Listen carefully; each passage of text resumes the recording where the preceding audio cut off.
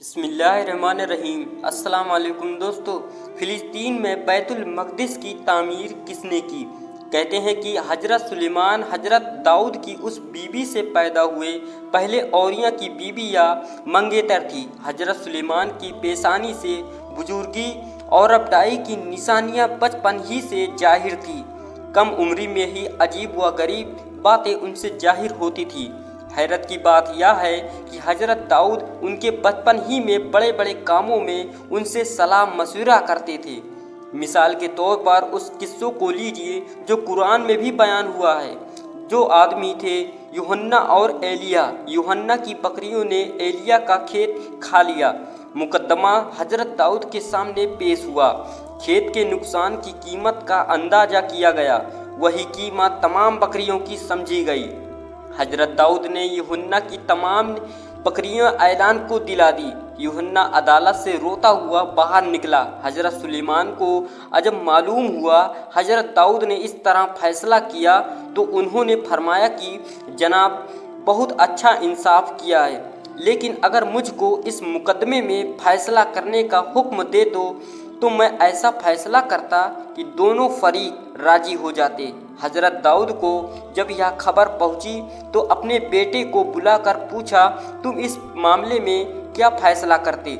हज़रत सुलेमान ने कहा, आपने जो कुछ फ़ैसला किया है वह इंसाफ के बिल्कुल मुताबिक है, लेकिन अगर खेत वाले को बकरियां सौंप कर कहा जाता कि और बाल वगैरह से फ़ायदा उठा और बकरी वाले से कहा तो इन बकरियों के दूध जाता कि तू इस खेत को पानी दे और देखभाल कर, यहाँ तक कि वे पहली हालात को पहुँचे तो मुद्दई को खेत देकर अपनी बकरियाँ ले ले तो ज़्यादा मुनासिब था। हज़रत दाऊद को यह फैसला पसंद आया और पहले फैसले को रोककर हज़रत सुलेमान की तजवीज़ के मुताबिक हुक्म सादिर किया। दोनों फरीक होकर दुआएं देते हुए चले गए। जब हज़रत सुलेमान हज़रत दाऊद के बाद बादशाह हुए तो अल्लाह ताला ने इंसान और जिन्न, जानवर और परिंद और हवा तक को उनको काबू दे दिया। जिन्न के उनके लिए गोता लगाते और उसके अलावा और बहुत से काम करते। खुदा ने उन्हें चिड़िया की बोली का इल्म भी दिया। हज़रत दाऊद ने बैतुल मक़दिस की बुनियाद डाली थी, लेकिन उसकी तामीर हज़रत सुलेमान के ज़रिए मुकम्मल हुई।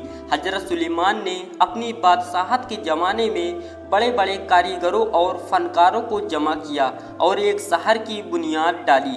देशों को खानों में भेजा कि वे जवाहर, याकूत, फिरोजा, जमुर्रद, चांदी और सोना वगैरह निकाल कर लाएं।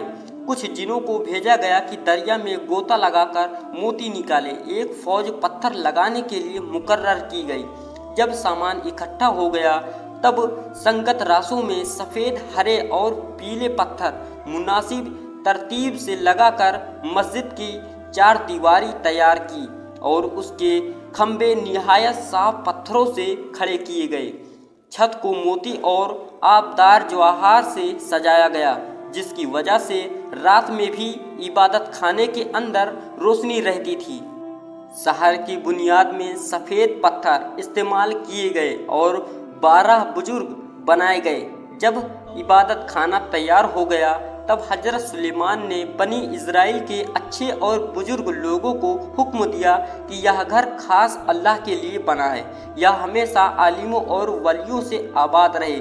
एक पल के लिए भी यह खील और सुनसान ना हो और एक मुद्दत तक शहर और इबादत गाह की रौनक कायम रही।